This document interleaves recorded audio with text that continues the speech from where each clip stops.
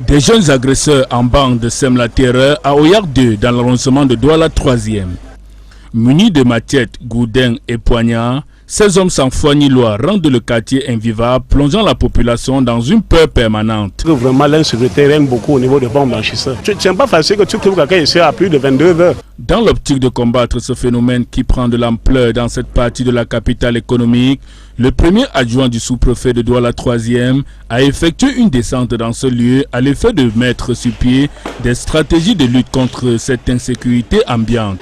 La substance du message était de collaborer étroitement, c'est-à-dire que les populations collaborent étroitement avec les autorités constituées afin de mettre à leur disposition tout le renseignement nécessaire pour une action prompte sur le terrain.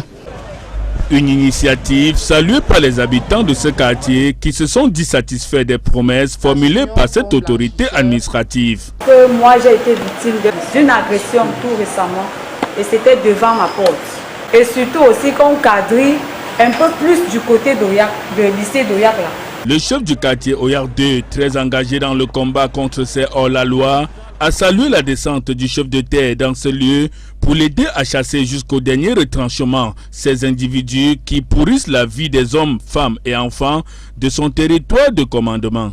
Aujourd'hui, il était question que le sous-préfet vienne installer cela au vu de toute la population, au vu de tout le monde pour que les choses se déroulent maintenant naturellement. Les échanges entre ces autorités et la population se sont avérés enrichissants du fait de la concrétisation des engagements pris pour éradiquer ce phénomène et installer la paix et le développement dans ce quartier criminogène.